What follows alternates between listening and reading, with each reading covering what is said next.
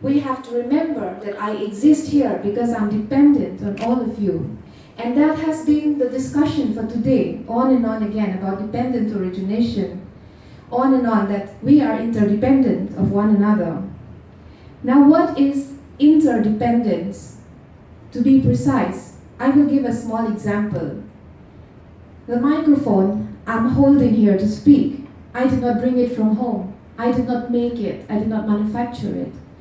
It is here because of the kindness of others. Somebody manufactured it. Somebody bought it, and somebody placed it here, for which I'm able to speak to you, and I am audible to you. The clothes I'm wearing, I did not make it. I did not manufacture it. Someone else manufactured it. Someone else sold it, and I bought it. Even the food that we ate was not prepared by us. It was prepared by someone else. Someone else cultivated it, and someone else bought it, and someone else cooked it. So this way, everything in our world is because of the kindness and generosity of others. So why not we repay that kindness to all of them? Because we did not do it. If it was not for others, I would not be here. I cannot exist. I won't have clothes. I don't have this microphone. I won't have food. So we have to understand that this is our interdependence. And once we realize this interdependence, we break down all the walls that we have built around us of anger, of hatred, of jealousy, of competitiveness, of miserliness.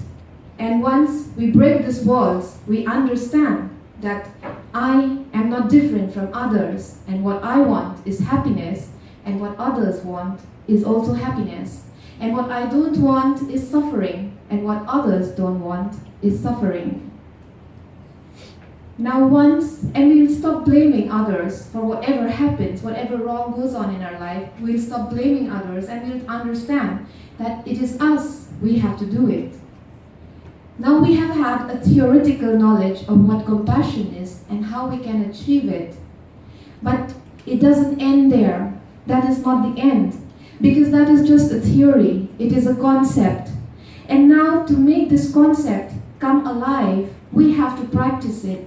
We have to make it so pragmatic and accessible that it is seen in each and every one of us, and we see a change in society. So how do we make this change?